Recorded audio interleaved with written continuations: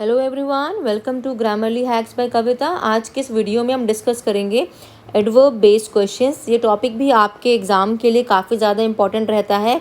फिर चाहे आप एसएससी का एग्ज़ाम दे रहे हो, जेके एसएसबी का एग्ज़ाम के लिए प्रिपरेशन कर रहे हो, या आप किसी भी टीचिंग एग्ज़ाम की तैयारी कर रहे हो, ठीक है ना।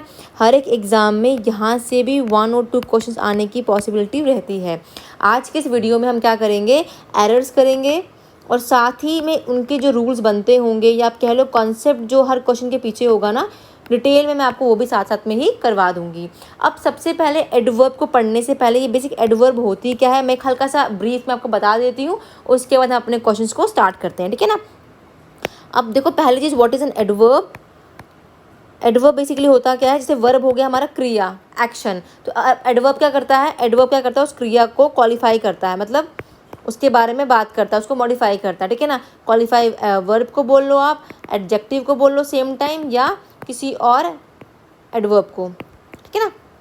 क्वालिफाई और मॉडिफाई वर्ब, एडजेक्टिव या किसी और एडवर्ब को, उसको हम क्या कहते हैं, उसको हम कहते हैं एडवर्ब। फॉर एग्जाम्पल मैं कहती हूँ ही रैन फास्ट, ही रैन फास्ट, वो तेज़ भागता है। ये ही हमारा क्या, यहाँ पे सब्जेक्ट सेंटेंस का, ये रैन क्रिया हो रही है, ये हमारी वर्ब है, और इस क्रिया का ही क्या बोला है कि वो ही तेज़ भाग रहा है ना, तो ये फास्ट इस रैन को बता रहा है यहाँ पे, तो ये यहाँ पे क्या है, एडवर्ब है। हमने अभी क्या पढ़ा, एडवर्ब क्या होते हैं, मॉडिफाई करते हैं वर्ब को, है ना। आई होप क्लियर हो गया होगा। अब आते हैं अपने टॉपिक के क्वेश्चंस के ऊपर। पहला क्वेश्चन लिखा हुआ है आपके सामने, Ram is working very hardly as the examination are fast approaching. क्या है कि राम काफ़ी ज़्यादा मेहनत कर रहा है क्योंकि एग्जामिनेशन क्या है, सर पर आ गए हैं अब, ठीक है ना। अब देखो यहाँ लिखा, Ram is working very hardly. 2 word होते हैं आपके सामने, एक होता है हार्ड और एक होता है हार्डली। दोनों में डिफरेंस होता है। जब हम कहते हैं ना हार्ड, मतलब जहाँ पे काफ़ी ज़्यादा एफर्ट लग रहे हैं, विद ग्रेट एफर्ट कह लो आप, है ना, विद ग्रेट एफर्ट। और हार्डली मतलब मैंने कहा था आपको जब मैंने इन्वर्जन्स भी करवाई थी कि हार्डली, रेयरली, स्कार्सली, बेरली, ये सारे क्या हमारे ये नेगेटिव वर्ड है। मतलब ये हमें सेंस देते हैं, किसका सेंस देते हैं, हमें नॉट का।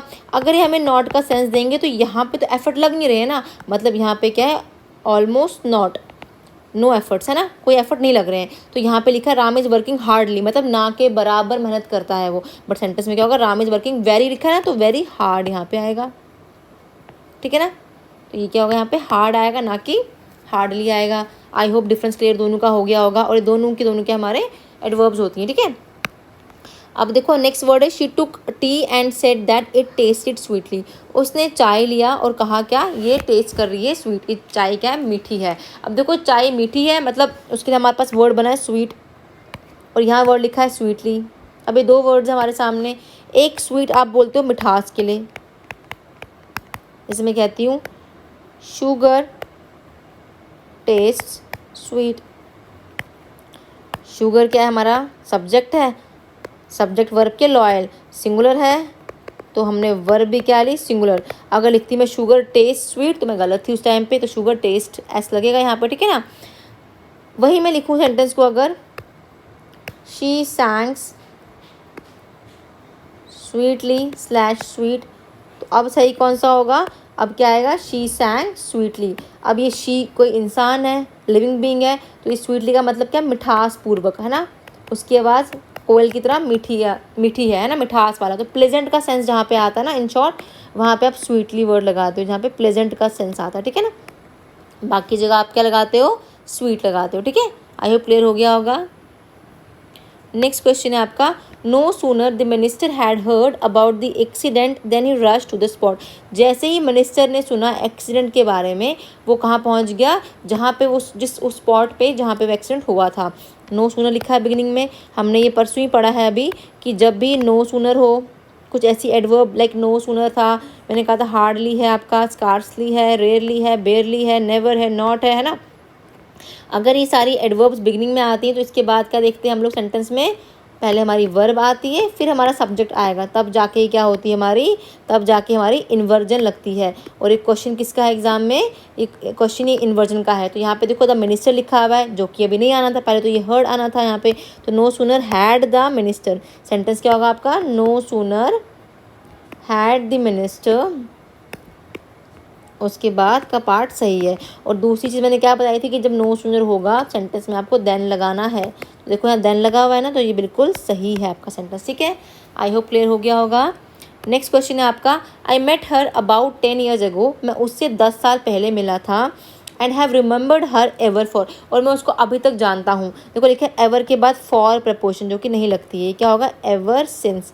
अब मैंने सिंस क्यों लगाया, क्योंकि सिंस बताता है पॉइंट ऑफ टाइम की बात, कब से कब तक, है ना, या आप कह लो उस टाइम से, फ्रॉम देन। इसको आप फ्रॉम देन से भी यूज़ कर सकते हो ना ऐसे सेंस में, कि ये उस समय से अभी तक की बात चल रही है, मतलब from some time in the past up to now.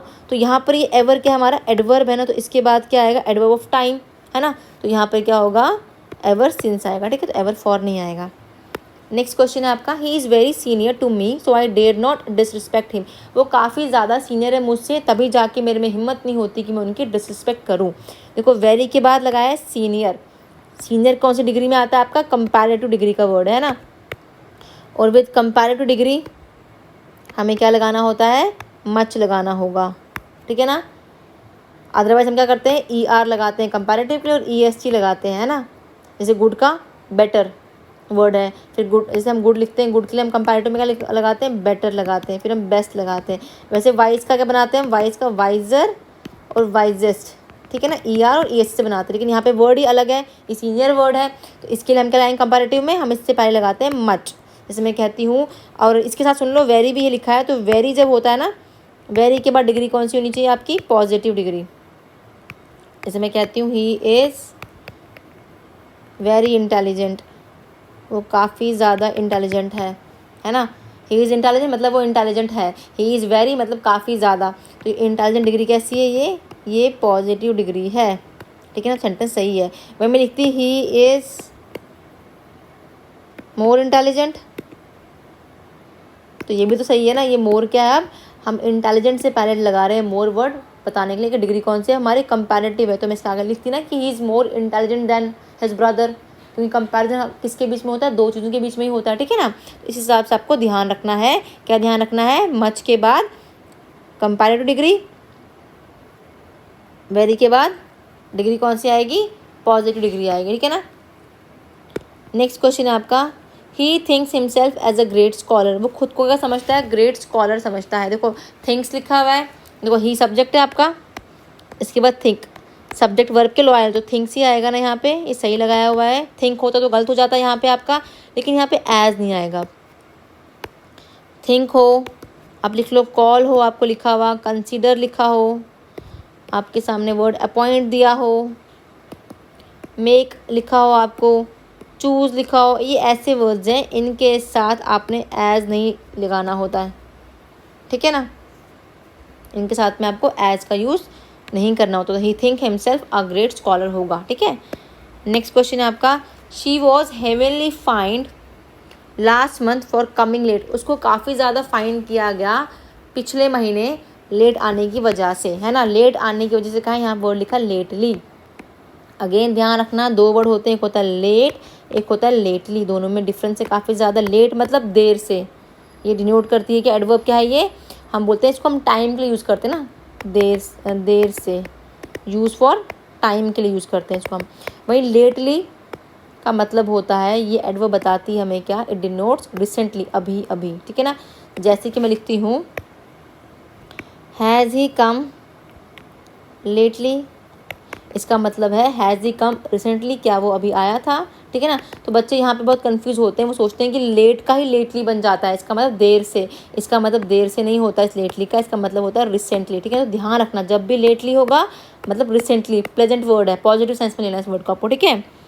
Next question है आपका, the amount which the company has pay to dependents of the dead workers is fairly unjustified, word लिखो फेयरली अनजस्टिफाइड। कहा कि जो अमाउंट कंपनी ने paid किया था dependents, जो वर्कर जो मर गए उनके डिपेंडेंट्स को, वो क्या है, अनजस्टिफाइड है। अब कोई चीज़ अनजस्टिफाइड है मतलब नेगेटिव सेंस आ रहा है हमारे को, तो दो वर्ड्स मैंने करवाए थे आपको, एक करवाया था मैंने फेयरली और साथ ही में लिखवाया था रादर वर्ड। फेयरली वर्ड जो होता है ना हमारा, इसको हमेशा हम यूज़ करते हैं विद प्लेजेंट वर्ड्स। जैसे आप कहते हो ना वेरी, आप कह लेते हो ऐसे फेयरली गुड, आप फेयरली बैड नहीं कहते हो, फेयरली गुड कहते हो। हम कहेंगे फेयरली बैड तो ये बैड खुद में नेगेटिव वर्ड है, हम नहीं लगाएंगे साथ में, ठीक है ना। जब मैं कहती हूँ फेयरली वाइज, तो सही कह रही हूँ मैं, ठीक है ना, ये ध्यान रखना है आपने। वहीं रादर यूज़ करते हैं हम अनप्लेजेंट एडजेक्टिव की तरह, ठीक है ना। जैसे मैं कहती हूँ रादर डल,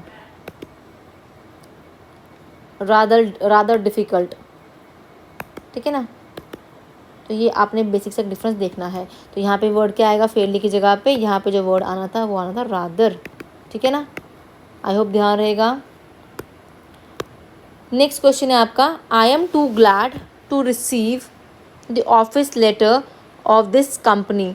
मैं काफ़ी ज़्यादा ग्लैड हूँ कि मुझे इस कंपनी का ऑफिस लेटर नहीं, ऑफर लेटर होगा, ठीक है ना, ऑफर लेटर मिला है।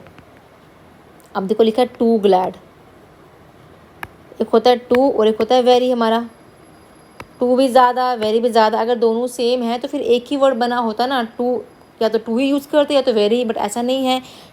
इस टू का मतलब होता है मोर देन रिक्वायर्ड, ठीक है ना, क्या, मोर देन रिक्वायर्ड। और इस टू को हम हमेशा यूज़ करते हैं अनप्लेजेंट एडजेक्टिव, ठीक है, जहाँ पे सेंस किसका आ रहा होगा, लाइक टू बैड, मैं कह लूँ टू विकेड, टू डल, ठीक है ना, टू अगली, इस तरह से, ठीक है ना। जैसे कि I am too glad to meet you, sentence गलत हो गया मेरा, I am too glad positive word है तो टू नहीं आएगा ना, आई एम वेरी ग्लैड होगा यहाँ पे वर्ड आएगा वेरी, ठीक है ना। आपको ध्यान का रखना है, वेरी के साथ आप प्लेजेंट एडजेक्टिव, जैसे ही इज़ वेरी इंटेलिजेंट, वो काफ़ी ज़्यादा इंटेलिजेंट है। ही इज़ टू इंटेलिजेंट नहीं होता ना, ही इज़ टू इंटेलिजेंट, ये गलत है। सेंटेंस क्या होगा, ही इज़ वेरी इंटेलिजेंट, ठीक है। दूसरी चीज़ का ध्यान रखना है आपने एग्जाम के लिए कि टू के साथ आपको सेंटेंस में टू ही देखना है आगे। अगर सेंटेंस में इसको यूज़ किया होगा टू के साथ तो आगे भी टू ही देखना है। जैसे मैं कहती हूँ he is too intelligent to be cheated. अब देखो यहाँ पे टू है, इंटेलिजेंट क्या है, तो आगे फिर टू देखो, तब जाके आपकी स्टेटमेंट जस्टिफाई होगी, ठीक है ना। आई होप समझ आ गया होगा आपको कि टू के साथ अगर आगे भी दे रखा है तो फिर टू को देखना है आपने सेंटेंस, ठीक है ना। तो इस तरह से ये कुछ क्वेश्चन थे जो मैंने आपको आज करवाए, टोटली किसके ऊपर थे, एडवर्ब के ऊपर थे। साथ में कुछ बेसिक रूल्स जो बनते थे या आप कह लो कॉन्सेप्ट तो साथ में जिनके था मैंने वो करवा दिया। इसके बाद इसका पार्ट 2 भी हम करेंगे, 10 क्वेश्चंस और लेके आऊँगी मैं, और साथ में हम इस टॉपिक को भी डिस्कस करेंगे। तो आप लोग कंटेंट को ज़रूर देखना, लाइक करें, सब्सक्राइब करें अगर अच्छा लगता है कंटेंट आपको। Thanks and have a nice day.